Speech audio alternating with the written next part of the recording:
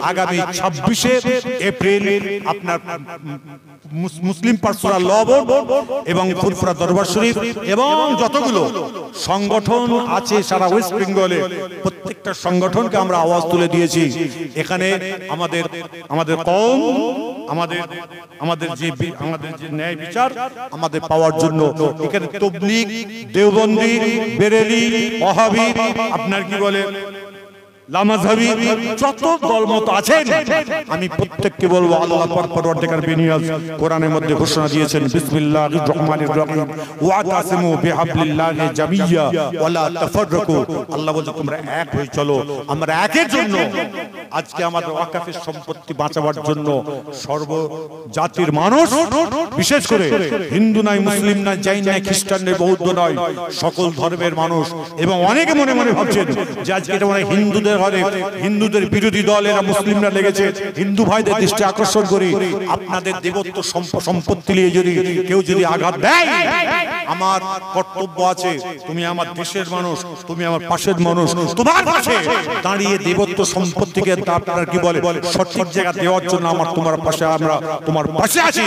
আর আমাদের ওয়াকফের সম্পত্তিকে সঠিক জায়গায় রাখার জন্য হিন্দু মুসলমান বলে কোনো কথা নয়, খ্রিস্টান বলে কোনো কথা নয়, সর্বজাতির মানুষ আমরা এক হয়ে আজকে আমরা ব্রিগেডকে মুজাদ্দেদে জামান পীর আবু বকর সিদ্দিক রাহমাতুল্লাহ আলাইহির পরে ব্রিগেডকে ভরিয়েছিল কে তা জানি না।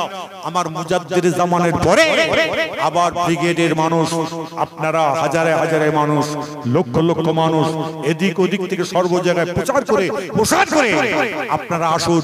ওই জায়গা থেকে আমাদের অনেকে ভাবছেন ওই দিনই মনে হয় আমাদের ওয়াকফের স্টেটের বা ওয়াকফের সবকিছু কাজ কমপ্লিট হবে না। ওই জায়গা থেকে আমাদের আপনার কি বলে প্রচার হবে, কোন জায়গায় কোথায় কিভাবে আমরা এর প্রতিবাদ করব। আমরা দিল্লি পর্যন্ত যাব, আমরা যন্তর মন্তর পর্যন্ত যাব, আমাদের যত লোকজন থাকবে আপনারাও যাবার জন্য প্রস্তুত হবেন। একটার জন্য ইমানের জন্য আপনারা আমার ইমান, ওয়াকফের স্টেট মানে আমার ইমান, ওয়াকফের সম্পত্তি মানে আমাদের ইমান, ওয়াকফের সম্পত্তি আমাদের মসজিদে আমরা ওয়াকফ করে গেছি সেই সম্পত্তি।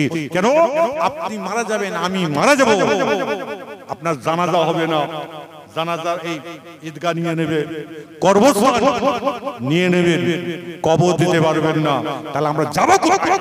আমাদের যাওয়ার রাস্তা কোথায় আছে? তাহলে আমাদের অস্তিত্বটাকে বজায় রাখার জন্য আজকে মারা যাবেন, আপনার কবর, আপনার লাশ পচে দুর্গন্ধ বেরোবে, কিন্তু আপনার লাশকে কেউ দাফন করতে পারবে না।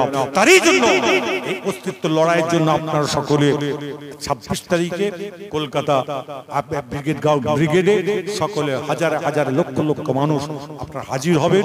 বলে গেলাম যদি প্রোগ্রাম করতে মন চায় তার পূর্বে আপনারা বলবেন, আমরা আবার প্রোগ্রাম করব। কিন্তু আজকে যে প্রোগ্রাম হলো আপনারা সকলের কানে কানে আওয়াজ গেল এবং আপনারা প্রত্যেকটা মিডিয়াতে আপনারা দেখতে পাবেন কোথায় কি আমরা করছি না করছি, প্রত্যেকটা জিনিস আপনারা বুঝে শুনে আমরা এক হয়ে যেন করতে পারি।